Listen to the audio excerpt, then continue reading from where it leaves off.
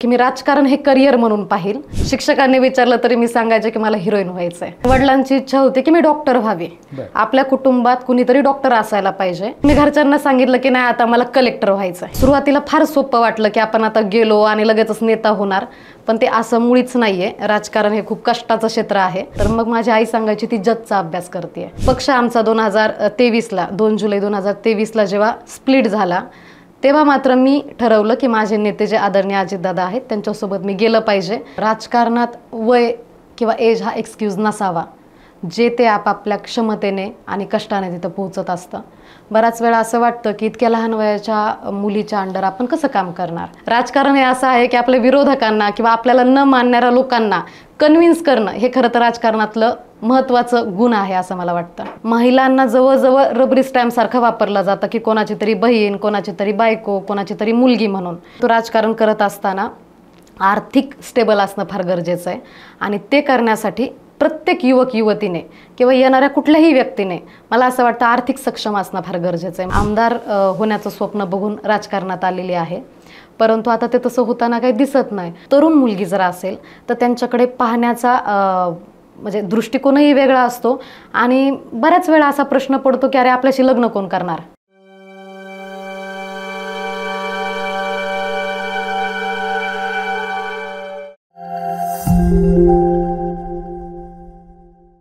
नमस्कार, मी किरण निंबोरे, वास्तव कट्टेवरती आपल्या सर्वांचं स्वागत।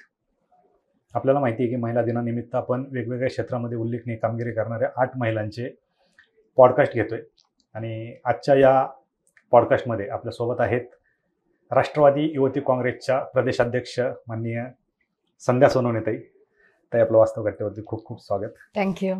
खरं तर त्यांविषयी सांगायचं झालं तर अतिशय कमी वयामध्ये पक्षाची मोठी जबाबदारी।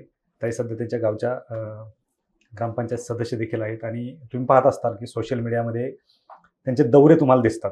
अहिल्यानगरसारखा एवढा मोठा जिल्हा, परंतु त्या पिंजून काढताना दिसत आहेत। सध्या त्या अजितदादांच्या पक्षामध्ये आहेत आणि पक्षफुटीनंतर त्या दादांसोबत एकनिष्ठ राहिलं। खरं तर एकदम कमी वयामध्ये तुम्ही राजकारणामध्ये मोठी झेप घेतली।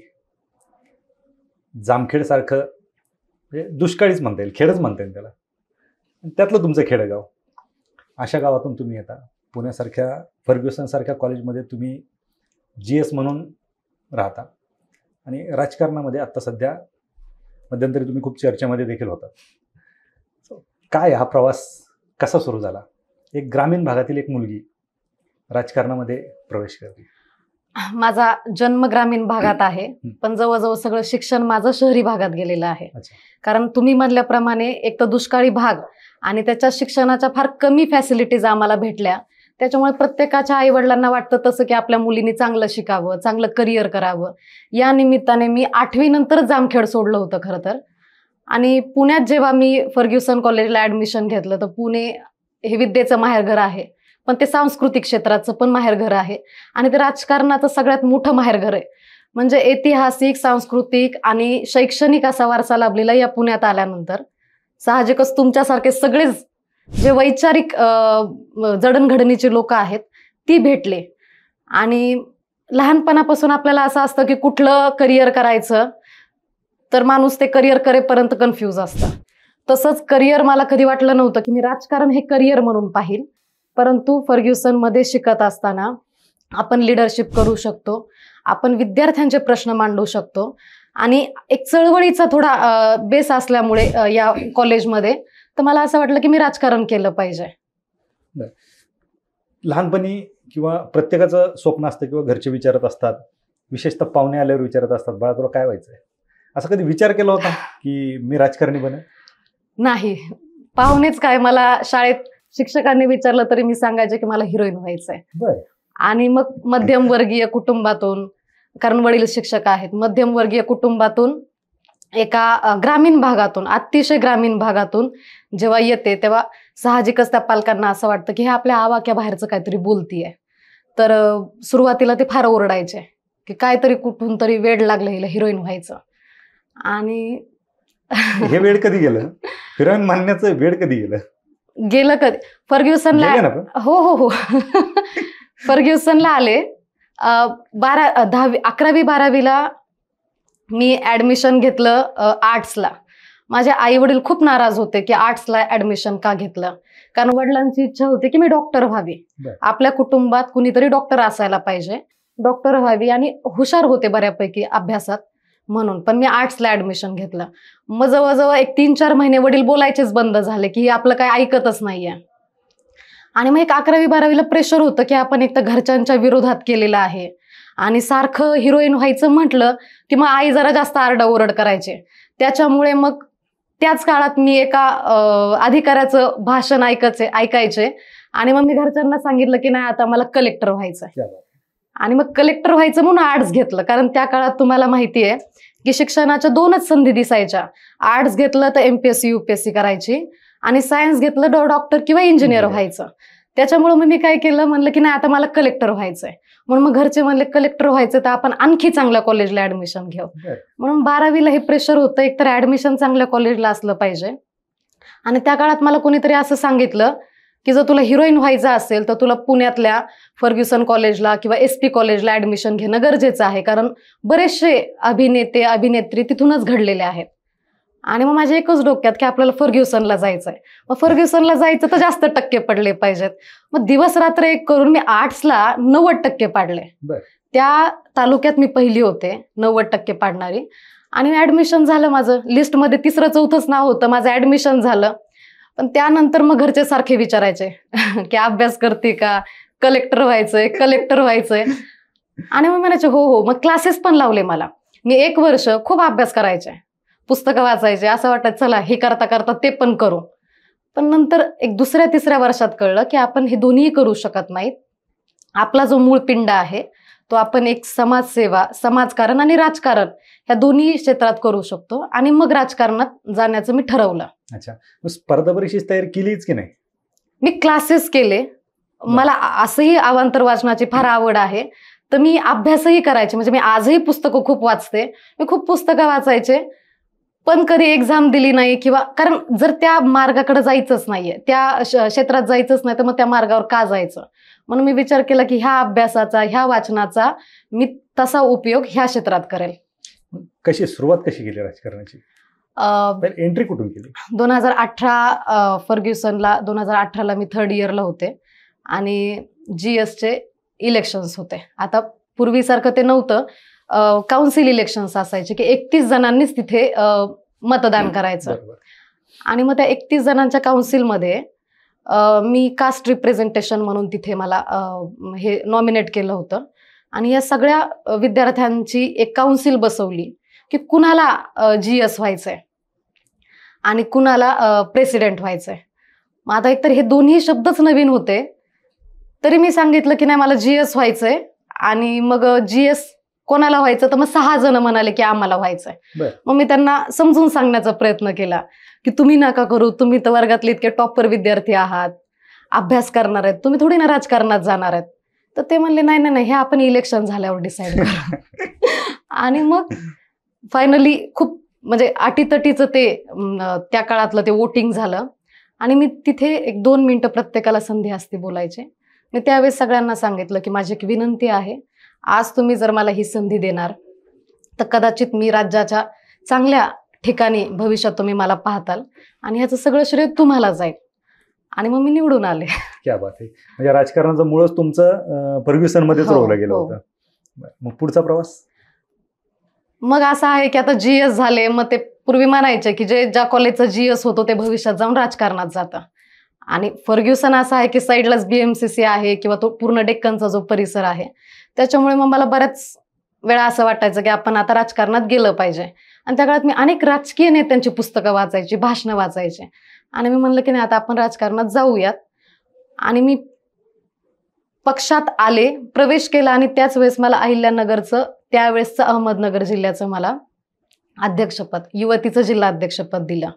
आणि माझ्यासाठी हे फार नवीन होतं, कारण परिवाराचा कुठलाही वारसा नाही किंवा कुणी शिकवायलाही नाही. म्हणजे सुरुवात अशी आहे की खुर्चीवर बसायचं कसं हेही आपल्याला शिकायचंय. त्याच्यामुळे फार कठीण होतं. मला सुरुवातीला फार सोपं वाटलं की आपण आता गेलो आणि लगेचच नेता होणार, पण ते असं मुळीच नाहीये. राजकारण हे खूप कष्टाचं क्षेत्र आहे. त्याच्यामुळे मग मी हळूहळू प्रवास चालू केला. पहिले जिल्हा अध्यक्ष झाले युवतीची वयाच्या कितव्या वर्षी? वयाच्या 20व्या वर्षी. 20व्या वर्षी जिल्ह्याची जबाबदारी तुमच्याकडे दिली. हो. बर.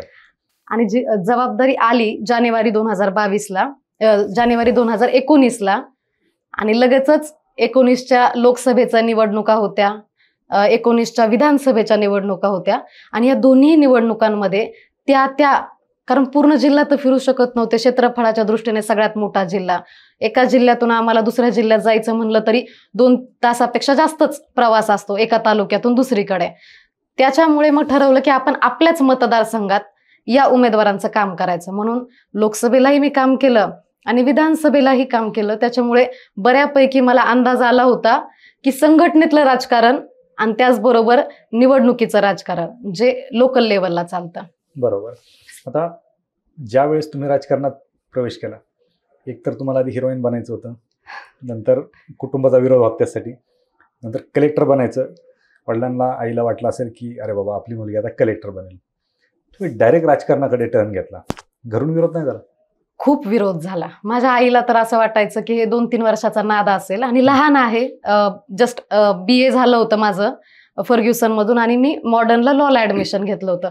माझ्या आईला वाटलं की काय 2-3 वर्षाचा नाद असेल, सुटून जाईल, कारण ही लॉ पण करते साईड बाय साईड. पण माझ्या डोक्यात कन्फर्म होतं की नाही, मला राजकारण सोडायचं नाहीये. कारण मी कायम विचार करते की आता आपण एंटर केलंय, परत जायचे दरवाजे जे आहेत ते पूर्णतः बंद केलेत. म्हणजे करायचं ते इथेच करायचं. पण जेव्हा शेजारी किंवा गावात किंवा तालुक्यात कुणी पाहुणे आले किंवा कुणी आलं तर मग माझी आई सांगायची ती जजचा अभ्यास करते, कारण माझं लॉला ऍडमिशन होतं. मग मी विचारायचे का जजचा अभ्यास करते असं सांगते. म्हणायचे की आपल्यासारख्यांचं कामच नाही राजकारण करणं आणि आम्ही काहीच मदत करू शकणार नाही तुला. तर विरोध हा खूप होता. इव्हन मी पहिलं निवडणूक जी 2022ला ग्रामपंचायतची लढले, तिथं सुद्धा मला म्हणावं तसं परिवाराने, कुटुंबाने साथ दिली नव्हती. कारण त्यांना असं वाटायचं की ही लहान वयात तिच्या बुद्धीनुसार काहीतरी तिच्या पद्धतीने डिसिजन घेते, हात तुटन गळ्यात पडन तेव्हा ती रिटर्न येईल. पण असं काही झालं नाही. कष्टाने असेल, सातत्याने असेल, सगळ्या गोष्टी मी पार केल्या. तुम्ही खूप सहज सांगितलं की 2022मध्ये 21मध्ये तुम्हाला जिल्हाध्यक्षपद मिळालं, पक्षात प्रवेश केला आणि जिल्हाध्यक्षपद मिळालं. ते एवढं सोपं असतं का पक्षाकडे जाणून लगेच जिल्हाध्यक्षपद? नाही, 2019ला मी प्रवेश केला. काय असतं ग्रामीण भागात, एकतर मी अध्यक्षच अशा विंगची आहे, युवती विंगची, ज्याचा खरं तर वयोगटच आपण 16-18 ते 35-37 पर्यंत आपण अंदाजे, म्हणजे आपण गुगल केलं तर बरेचसे अंदाज असतात, पण ते एक स्टँडर्ड अंदाज 18 ते 35 दरम्यानचा असतो. आणि युवती एकतर शिक्षण घेतात, मग त्या शिक्षणातून नंतर त्या व्यावसायिक दृष्ट्या किंवा जॉब वेगवेगळ्या ठिकाणी नोकरी करतात आणि मग त्याच्या पुढच्या टप्प्यात त्या लग्न करतात. त्याच्यामुळे अशा एकदम फास्ट चालणाऱ्या प्रक्रियेत जर मला युवती म्हणून काम करायचं असेल तर युवती शोधणं खरं तर फार मुश्किलीचं काम असतं. आणि त्यातली त्यात ग्रामीण भागात जर युवतींना आपण शोधायचं असेल किंवा त्यांना पद द्यायचे असतील तर ते फिरणं किंवा एक त्या विश्वासाने घरच्यांनी बाहेर पाठवणं किंवा एकंदरीतच त्या सगळ्या वातावरणाला एक्सेप्ट करून काम करणं हे खूप मला वाटतं मुश्किल असतं. त्याच्यामुळे ग्रामीण भागात एक तर युवती काम करणाऱ्या कमी मिळतात, त्याच्यात सातत्य ठेवणाऱ्या कमी असतात. आणि मी ती पूर्ण तयारी दाखवली होती की मी आता पूर्ण जिल्हा पिंजून काढेल, प्रत्येक तालुक्यात मी जाईल, आणि मी ते नंतर केलंही. त्याच्यामुळे कदाचित मी पक्षात आले आणि मी तेवढी जबाबदारीने स्वतःची इच्छा दाखवली. आणि शेवटी काय असतं, राजकारण हे फील्ड खरं तर इच्छा जास्त असली पाहिजे, कारण कुणी तुमच्यावर ओझं टाकून आपण राजकारण करू शकत नाहीत. त्या कारणाने मग मला हे या जिल्ह्याचं पद दिलं गेलं. पक्षात जाण्यासाठी कुणाला भेटलं होतं? असं कुणाला भेटले नव्हते. आमच्या पक्षाचा एक प्रोटोकॉल असतो की त्या जिल्ह्यात जिल्हाध्यक्ष यांना आपण सांगणं गरजेचं असतं. त्या काळातल्या जिल्हाध्यक्षांना मी भेटले आणि मी त्यांना सांगितलं की मला जिल्हाध्यक्ष मला युवतीमध्ये यायचंय. तर ते म्हणले की तू एवढी लहान आहे, अभ्यासाने हुशार आहे, फर्ग्युसन कॉलेजला शिकलेली आहेस, तू एक काम कर, तू कलेक्टर हो, हे इथे काही येऊ नको. म्हणजे राजकारणात आले तेव्हाही मला तोच सल्ला दिला गेला.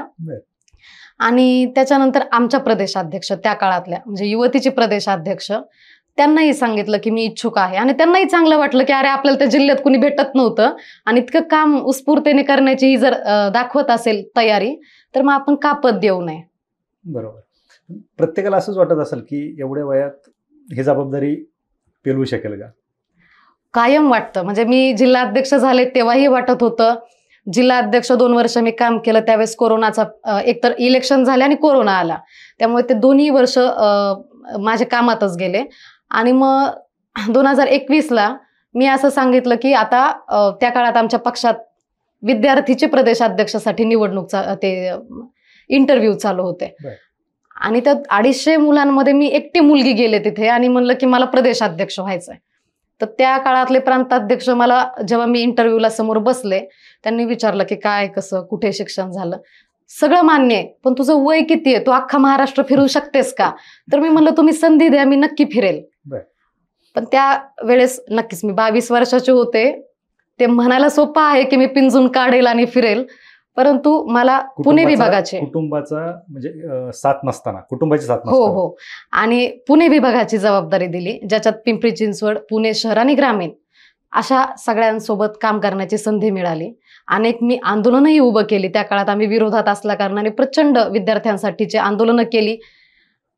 आणि मग आता जेव्हा पक्ष आमचा 2023ला 2 जुलै 2023ला जेव्हा स्प्लिट झाला तेव्हा मात्र मी ठरवलं की माझे नेते जे आदरणीय अजितदादा आहेत त्यांच्यासोबत मी गेलं पाहिजे आणि ते सांगतील त्या ठिकाणी किंवा त्यांच्या मार्गदर्शनाखाली काम करणं गरजेचं आहे. कारण माझी अशी मान्यता आहे की राज्यातले सगळ्यात शिस्त असणारे, वक्तशीरपणा आणि म्हणजे कामाचा एक तडाखा आहे. तर आपण दादांच्या सोबत काम केलं तर कुठंतरी इतकुसं आपण त्यांच्यासारखं होऊ शकतो, त्यांच्यासारखं नेतृत्व आपलं होऊ शकतं.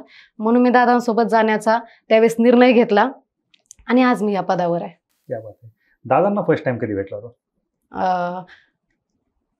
दादांनी एका भाषणामध्ये असं सांगितलं होतं 2021ला की डिसेंबर 2021 मध्ये आमच्या सगळ्या पक्षाची सगळ्या कार्यकर्त्यांचा एक मेळावा होता मुंबईमध्ये. आणि दादांनी असं सांगितलं त्या भाषणामध्ये की जो माणूस, जो व्यक्ती जो राजकारणात आहे तो माणसांमधून निवडून येतो, जो लोकांमधून निवडून येतो तो खरा नेता असतो.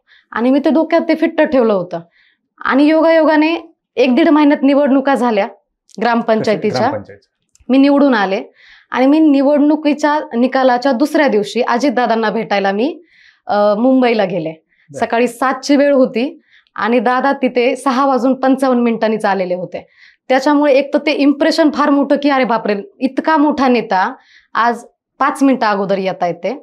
आणि मग त्यांना भेटले, त्यांना सांगितलं की दादा मी निवडणूक जिंकलेली आहे आणि मी तुमचा आशीर्वाद घ्यायला आलेली आहे. ही माझी पहिली भेट त्यांची. भीती नाही वाटली दादांकडे? नाही, भीती 100% दादांकडे जाणारा प्रत्येक जण भीत असतो. 100% आदरपूर्वक भीती आहे. परंतु दादा हे असे नेते आहेत जे काम करणाऱ्याला त्यांची फर्स्ट प्रायोरिटी असते आणि त्यांना ते फार आवडतं की जे लोकांमध्ये काम करतं, जे सतत काम करतं. म्हणजे अनेक वेळा भाषणांमध्ये सुद्धा दादा सांगतात. आणि काल परवाच मी दादांसोबत नांदेडला होते, नांदेडच्या दौऱ्यावरती, आणि दादांनी तिथे सुद्धा भाषणात सांगितलं की विनाकारण मुंबईला चक्रा मारू नका, काम नसेल तर तिकडे येऊ नका, काम करत राहा. म्हणजे काम करणारी लोक दादांना खूप प्रिय आहेत. त्याच्यामुळे मला असं वाटलं की आपण निवडणूक जिंकल्यानंतर ज्याला आपण रोल मॉडेल मानतोय राजकारणात, ज्यांना आपण सगळ्यात जास्त ते स्थान देतो, तर त्यांचा आशीर्वाद घेतल्याशिवाय मी हे काम चालू करणार नाही. घाबरत त्यांच्याकडे मी गेले. नक्कीच. तुम्ही मगाशी एक शब्द वापरला आपण की तुम्हाला जिल्हा पिंजून काढायचा होता, कारण युवतीची जबाबदारी तुमच्यावर आहे. काय अडचणी येतात? खरंच एवढं सोपं आहे? नाही, अजिबात राजकारण हे सोपं नाहीये. अलीकडच्या काळात तर असं झालंय सर की बराच वेळा व्हिडिओज, रील्स पाहून ते ग्लॅमराईज झालंय हे सगळं क्षेत्र. आणि बराच वेळा हे सगळं पाहून अनेक युवक किंवा युवती या क्षेत्रात येतात. परंतु या क्षेत्रात येणारे ज्या अडचणी आहेत, ज्या ऑब्स्टॅकल्स आहेत, कारण हे सातत्याने काम करण्याचं क्षेत्र आहे. म्हणजे मी आज आले आणि आज अध्यक्ष झाले असं नाही, ते सातत्याने तुम्हाला ते काम करावं लागतं. आज कुठे 6 वर्षानंतर मी या ठिकाणी पोहोचते, जरी तुम्हाला लहान वाटत असले तरी पण. तर अडचणी अशा असतात, एक तर आपल्याला घरापासून बाहेर फिरावं लागतं, त्या ठिकाणी युवती शोधाव्या लागतात आणि वेगवेगळ्या कार्यक्रमांमध्ये उशीर होतो बऱ्याच वेळा. प्रवासामध्ये आपण जेव्हा एकट्या, बऱ्यापैकी हे पुरुष डॉमिनंट असलेलं क्षेत्र आहे, त्यामुळे बऱ्याच वेळा यांच्यासोबत फिरताना थोडा ऑकवर्डनेस असतो. कारण सोबत एखादी महिला असायला पाहिजे आणि जर ती नसेल तर 100% आपला तो ऑकवर्डनेस येतो. फिरण्याचं रात्र अपरात्र होती, खाण्याच्या वेळा कधीच नसतात आणि एक लहान वयात जेव्हा आपल्याला तिथे शिकवायला सांगायला कुणीच नसतं तेव्हा मला असं वाटतं की मग ते आणखी अडचणीचं वाटतं की अरे आपल्याला सांगायलाच कुणी नाहीये की करायचं कसं आहे. बरोबर.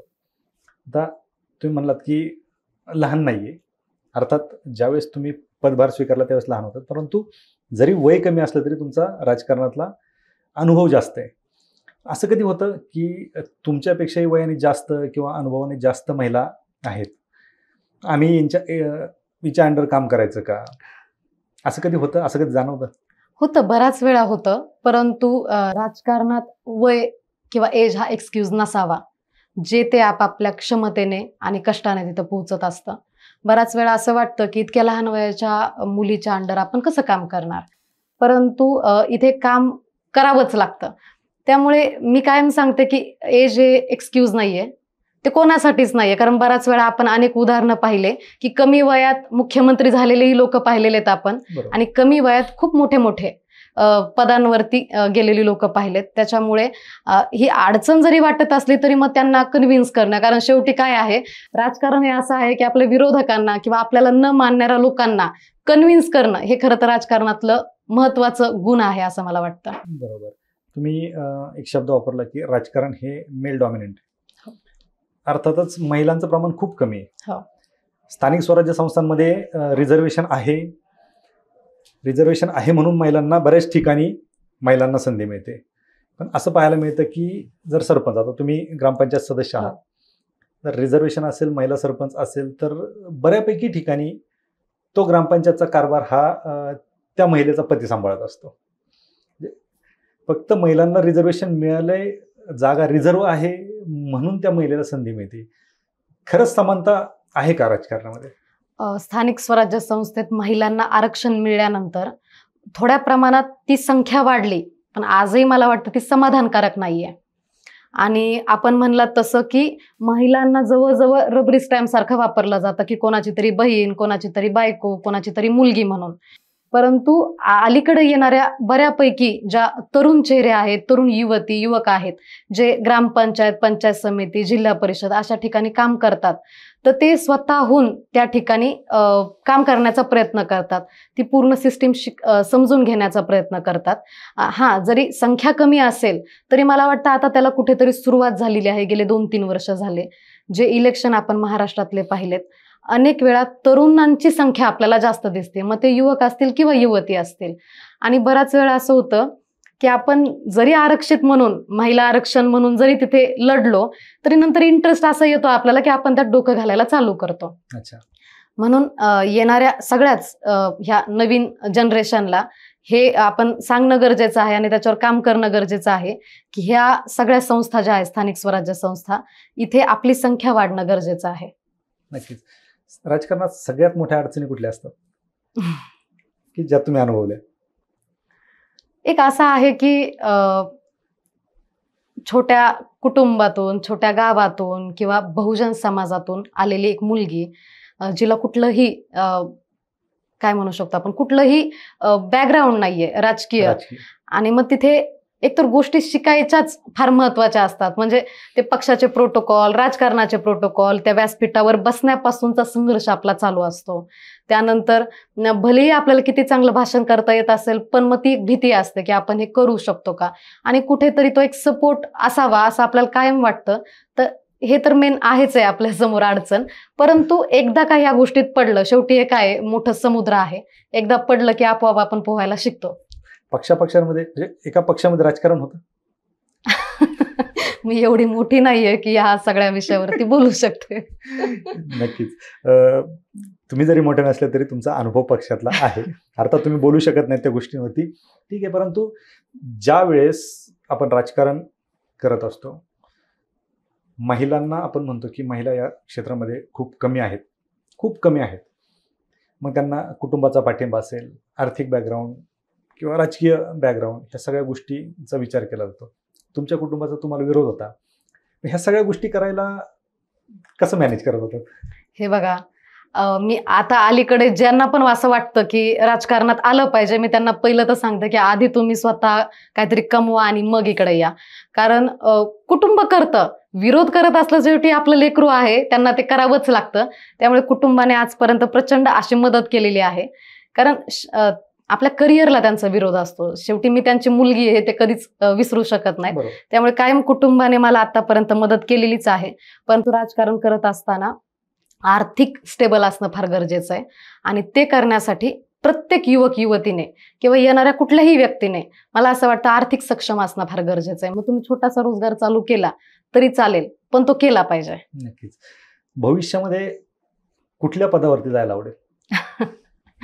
राजकारणात येणाऱ्या प्रत्येक व्यक्तीला त्या क्षेत्रातलं एक जे सुप्रीम ठिकाण असतं तिथे जाण्याची इच्छा असते. म्हणजे प्रत्येकाला असं वाटतं की आपण आमदार झालं पाहिजे, खासदार झालं पाहिजे. परंतु त्याच्या आधीही मला असं वाटतं की हे जरी अल्टिमेट आपलं गोल असेल तरी शेवटी ते कामावर डिपेंड आहे आणि मिळणाऱ्या संधीवर डिपेंड आहे. कारण बऱ्याचदा असं होतं की आपण काम खूप करतो पण कधी कधी आपल्याला त्या संधी मिळत नाहीत. आता फॉर्च्युनेटली मला बऱ्यापैकी सगळ्या संधी मिळालेल्या आहेत. जर नक्कीच काम केलं तर इथून पुढचंही चांगलं प्रमोशन होईल. बरोबर. भविष्यामध्ये आपण पाहतो की राजकारणामध्ये प्रस्थापित कुटुंबातील महिलांना लवकर संधी मिळते किंवा मोठ्या पदावरती म्हणा किंवा त्यांना लवकर तिकीट मिळतात. प्रस्थापित फॅमिली नाही, मला असं नाही वाटत. कारण अलीकडच्या एक मला कळतं तसं तर 19 आणि आता 24ची निवडणूक जसं मला समजतंय तसं की बऱ्यापैकी विस्थापित कुटुंबातून आलेले जे तरुण आहेत आणि तरुण चेहरे आहेत अशा अनेकांना वेगवेगळ्या पक्षाने, पक्ष कुठलाही असो पण वेगवेगळ्या पक्षाने नक्कीच संधी दिलेल्या आहेत. आणि ज्या पक्षात मी काम करते मान्य अजितदादा हे कायम नवीन फळी आणि त्यातले नवीन चेहरे जे कुणालाच माहीत नसतात. म्हणजे मी पदावर येईपर्यंत बऱ्यापैकी लोकांना कदाचित माहीतही नसेल. परंतु अशाही माझ्यासारखी एका मुलीला जर ही संधी देत आहेत तर नक्कीच येत्या काळातही आपल्या कामाच्या जोरावरती, सातत्याच्या जोरावरती मिळेल संधी. नक्कीच. थोडंसं आपण राजकारणापासून थोडंसं बाजूला जाऊयात. आज आपण पाहतो की आपण महिला दिन साजरा करतो. म्हणजे महिला दिन साजरा करावा लागणं आजच्या दिवशी हे तसं पाहिलं तर आपलं दुर्भाग्य. कारण आपण म्हणतो की महिला खांद्याला खांदा लावून चालतात. आपण महिलेला बरोबर घेऊन चालतो. राजकारणामध्ये महिला पुढे चाललेत आणि अजूनही त्यांच्यासाठी दिवस साजरा करावा लागतो. एक दिवस ही दुर्दैवाची गोष्ट आहे. आपण पाहतो की कालचं स्वारगेट बसस्थानकाचं प्रकरण असेल किंवा अशी वेगवेगळी प्रकरणं आपण पाहतो. खूप कमी प्रकरणं उघड होतात. महिलांची सुरक्षेचं तर काही आपण बोलूच शकत नाही त्या याच्यावरती. परंतु एक महिला म्हणून तुम्ही ज्यावेळेस राजकारणात समाजामध्ये फिरत असतात, तुम्ही सांगितलं की रात्री अपरात्री तुम्हाला फिरावं लागतं. सुरक्षेच्या दृष्टीने महिलांनी कुठली काळजी घेतली पाहिजे? एकतर रोज अशा घटना आपल्या कानावर येतात आणि कुठल्याही व्यक्तीला असं कधीच वाटत नाही की अशा घटना घडाव्यात. प्रत्येक व्यक्तीचं म्हणजे तुम्ही आम्ही सगळ्यांचं एक मत असतं की अशा गोष्टी घडूच नाहीत. परंतु ह्या गोष्टी घडण्याचं मूळ कारण आहे की मानसिकता. आजही समाजात ती मानसिकता बदलणं फार गरजेचं आहे. आपण त्या मानसिकतेवरती काम करणं गरजेचं आहे. पण हे करत असताना एक काळजी काय घ्यायची की आजकाल खूप चांगलं झालंय की लहानपणापासून शाळेमध्ये गुड टच, बॅड टच किंवा थोडंसं अलर्ट, एक तर महिलांना सिक्स सेन्स असतो. त्याच्यामुळे एवढं तर आपल्याला कळतं की अरे आपल्याकडे कोण कशा नजरेने पाहतंय किंवा काय इंटेन्शनने आपल्या जवळ येत आहे, आपलं बोलतंय. तर मला असं वाटतं की ह्या ज्या गोष्टी आहेत बेसिक, याच्यावरती एकदा का आपण मुलगी असो, महिला असो, यांना जर कळतंय तर त्यांनी जवळच्या व्यक्तीला, मग ते जवळचं पती असू शकतो, वडील असू शकतात किंवा कुणीही असू शकतो, आपला मित्र असू शकतो, यांच्याशी बोलणं गरजेचं असतं. मी अनेक वेळा जेव्हा राज्यात वेगवेगळ्या जिल्ह्यांमध्ये, वेगवेगळ्या तालुक्यांमध्ये, कॉलेजमध्ये फिरते तेव्हा मला असं प्रकर्षाने जाणवतं की मुली बऱ्याच वेळा लाज बाळगतात की मी सांगितलं तर काय होईल. मला असं वाटतं की आपण ह्या बाबतीतनं थोडं निर्लज्ज झालं पाहिजे. आपण बिनधास्तपणे माझ्या बाबतीत काय होतंय किंवा हा व्यक्ती माझ्याकडे काय नजरेने पाहतोय किंवा मला काय वाटतं हे जेव्हा सांगायला मोकळेपणाने चालू करू तेव्हा ह्या घटना बऱ्यापैकी त्याच्यात कमतरता येईल. एक तर मानसिकतेवरती काम करणं आणि स्वतः एक अलर्ट राहून आजूबाजूला कळवणं. कारण प्रशासन, सरकार हे कुठलंही सरकार असो, हे कायम महिलांच्या सुरक्षेवर काम करतं. बरोबर. पण हे करत असताना त्यांना आपण कॉपरेट करणं गरजेचं असतं. आज तुम्ही मला सांगा, जर मी तुम्हाला सांगितलंच नाही की मला काय त्रास होतो, तर तुम्हाला कळणार नाही. आणि मग आपण ती गोष्ट एक्स्ट्रीम होण्याची वाट का पाहावी? तर कुठेतरी बऱ्याच वेळा कॉलेजच्या बाहेर अनेक वेळा आम्ही रोड रोमियन वरती बंदी घाला किंवा वेगवेगळ्या कॉलेजेस, जे मोठे कॉलेज आहेत जिथं मुलींची रेलचेल जास्त आहे, अशा ठिकाणी तिथे लेडीज कॉन्स्टेबल असणं गरजेचं आहे. किंवा काउन्सिलिंग एखादं व्यक्ती सेंटर असणं गरजेचं आहे. वेगवेगळ्या दक्षता समिती आहे, तर इंटरनल कंप्लेंट्स कमिटी आहे, जी 2013 नंतर प्रत्येक वर्किंग प्लेसवरती कंपल्सरी केलेली आहे. अशा अनेक पातळ्यांवरती सरकार म्हणून किंवा प्रशासन म्हणून काम करत असतं. बरोबर. मी देखील फर्ग्युसनला असताना सलग 2 वर्ष या इंटरनल कंप्लेंट्स कमिटीची मेंबर होते. परंतु पूर्ण 2 वर्षात एकही तक्रार आली नाही. मग याचा अर्थ असा होतो का की कोणाला त्रास होतच नाही? परंतु या तक्रारी न येण्याचं कारण मला असं वाटतं की कुठेतरी आपण मनात ती लाज बाळगतो की आपण सांगितल्यानंतर आपली इमेज. पण मला असं वाटतं की इमेज वगैरे ह्या सगळ्या गोष्टी बाजूला सोडून जर आपला त्रास आपण समोरच्याला सांगितलं आणि आपल्याला जर विश्वास असेल की हा व्यक्ती आपल्याला बाहेर काढेल, तर मग त्याच्यापर्यंत पोहोचणं आपलं गरजेचं आहे. नक्कीच नक्कीच. या गोष्टींची खरं तर महिलांनी पण दखल घेणं गरजेचं आहे. या गोष्टींचा विचार करणं गरजेचं आहे. या प्रवासामध्ये सर्वात वाईट अनुभव कधी आला? नाही, वाईट असा सर्वात कधी आलेला नाहीये. आणि चांगला क्षण कोणता होता? चांगला क्षण तर वारंवार असतो. जेव्हा मी पहिली निवडणूक लढले फर्ग्युसनला, तोही चांगलाच होता. ग्रामपंचायतला निवडून आले, तोही चांगलाच होता. आज महाराष्ट्राचे अध्यक्ष म्हणून मला एवढं मोठं व्यासपीठ खरं तर इतक्या लहान वयात उपलब्ध करून दिलेलं आहे. तर चांगले तर कायमच आहेत. आपण स्वप्न पाहत असतो नेहमी. आमदार बनण्यास स्वप्न पाहिले?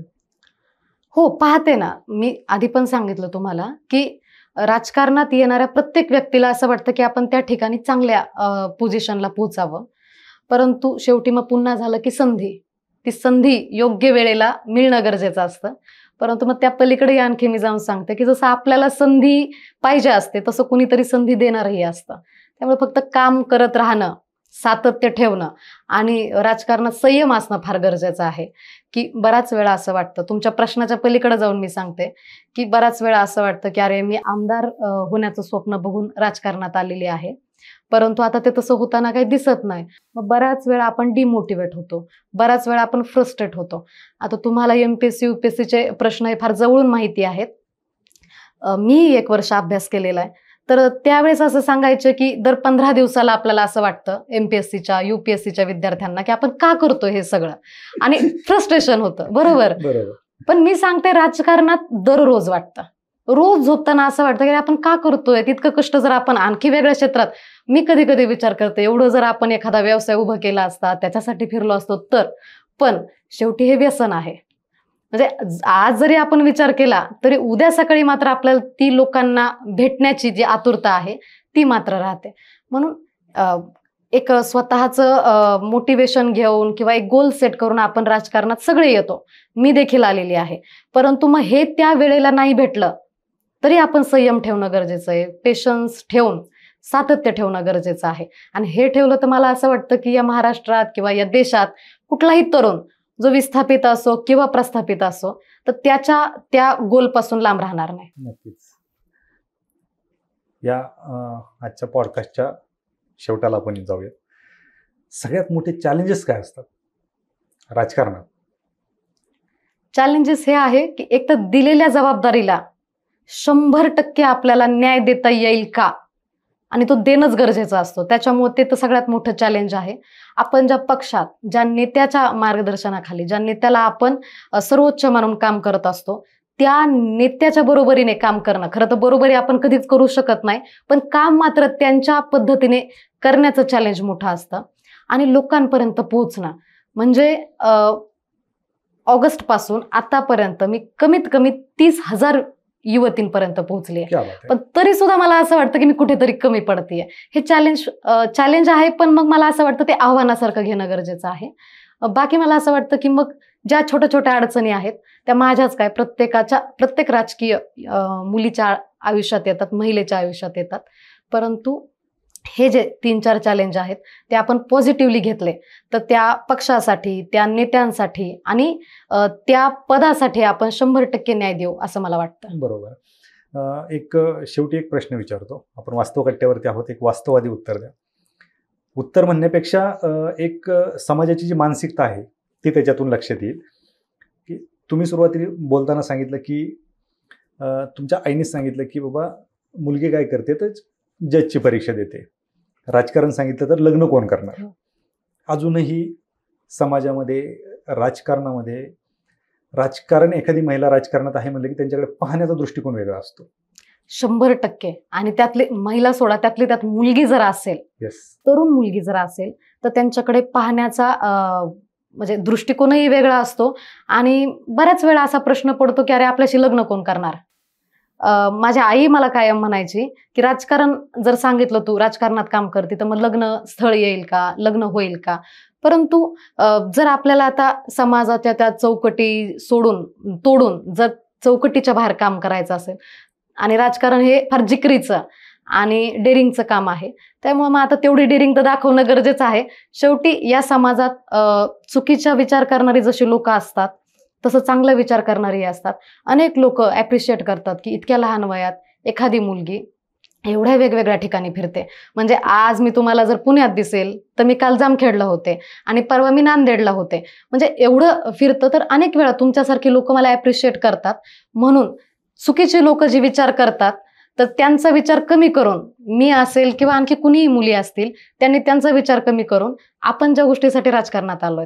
म्हणजे मी कायम सांगते की मी अशा भागातून येते की मला असं वाटतं की मी माझ्या राजकीय पूर्ण आयुष्यात जर 10 जरी मुलींना, युवतींना या मेन स्ट्रीममध्ये मुख्य प्रवाहात जर आणू शकले तर मला असं वाटतं की मग मी चांगला नेता होईल.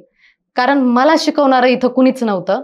मात्र आज मी इतकी कॅपेबल झाले की मी 10 मुलींना सांगू शकते की तुमच्या या रस्त्यात एवढे खड्डे आहेत, एवढे गतिरोधक आहेत, ते पार करून या. आणि ती करायची ताकद असेल तरच मग इथे आपण टिकू शकतो. नक्कीच. या महिला दिनाच्या निमित्त शेवटी काय सल्ला द्याल ओव्हरऑल जनरल महिलांसाठी? महिला या मातृशक्ती आहेत, त्या स्त्री शक्ती आहेत. म्हणजे त्या एक नवीन पिढी घडवण्याचं त्यांच्यात सामर्थ्य असतं, सिक्स सेन्स असतो, मल्टीटास्किंग असतात. तर मला असं वाटतं की कुठलंही क्षेत्र असेल त्या क्षेत्रात महिलांनी पुढे येणं फार गरजेचं आहे. स्वतःतला आत्मविश्वास, स्वतःतलं स्किल बाहेर दाखवणं फार गरजेचं आहे. आणि हे 21वं शतक आहे जिथे महिला पुरुषांच्या बरोबरीने नाही तर मला असं वाटतं महिला पुरुषांच्या 2 पावलं पुढं काम करतायत. तर ह्या 2 पावलं पुढं काम करणाऱ्या ज्या महिला आहेत तर येत्या काळात माझी सगळ्या महिलांना, युवतींना या महिला दिनानिमित्त अशा शुभेच्छा आहेत की हे काम जे उच्च लेवलला जाऊन ज्या महिला काम करतायत तर त्या महिलांची संख्या वाढली पाहिजे. आणि महिला या तुम्हाला राष्ट्रपती पदावरही दिसतील आणि मला असं वाटतं गावातल्या छोट्या छोट्या ठिकाणीही दिसतील. त्यामुळे ही मातृशक्ती जी आहे त्या मातृशक्तीची ताकद आपण ओळखणं गरजेचं आहे. नक्कीच. संध्याताई, खरं तर खूप कमी वयात खूप मोठं पद आणि खूप मोठा अनुभव तुम्ही घेतलेला आहे आणि तो आज तुम्ही वास्तव कट्ट्यावरती मांडला. खरं तर एका छोट्याशा कुटुंबातून, तिथे छोट्या खेडेगावातून घरचा विरोध असून या पदापर्यंत, पण आता विरोध कमी झालाय. नाही, विरोध कधी असतो? विरोध हा तो विरोध करायचा म्हणून नसतो. प्रत्येक पालकाला, प्रत्येक आई वडिलांना वाटत असतं की आमच्या पाल्याने काहीतरी केलं पाहिजेत, तो स्वतःच्या पायावर उभा राहायला पाहिजेत. आणि आजही राजकारणाकडे फक्त स्त्रियांसाठीच नाही, पुरुषांनाही, कुठलाही एखादा तरुण राजकारणात जात असेल तर त्याच्या कुटुंबातून विरोधच असतो. जोपर्यंत तुम्ही स्वतःला सिद्ध करत नाहीत तोपर्यंत विरोध असतो. अर्थात मग तो कुठलीही गोष्ट असो, तुम्ही स्पर्धा परीक्षा म्हणा, तुम्ही प्रायव्हेट नोकरी म्हणा, जोपर्यंत तुम्ही स्वतःला प्रूव्ह करत नाहीत तोपर्यंत त्या गोष्टीला विरोधच असतो. पण ज्या वेळेस घरच्यांना कळतं की नाही, आपली मुलगी, आपला मुलगा हे करू शकतो आणि चांगल्या पद्धतीने करतो, त्यावेळेस विरोध हा मावळलेला असतो. आणि तेच तुमच्या बाबतीत घडलं. तुम्ही ते सिद्ध करून दाखवलं. अर्थात परत तुम्ही हे क्षेत्र बदलून दुसरीकडे गेला असता तर तुमच्यावर विश्वास राहिला नसता. नक्कीच ह्या सगळ्या गोष्टींमुळे तर तुम्ही आज राष्ट्रवादीच्या या मोठ्या पदावरती आहात आणि तुम्हाला भविष्यामध्ये तुमची जी स्वप्न आहेत ते पूर्ण होण्यासाठी माझ्याकडून आणि वास्तव कट्ट्यावरून खूप खूप शुभेच्छा आणि तुम्हाला महिला दिनाच्या देखील खूप खूप शुभेच्छा. थँक्यू.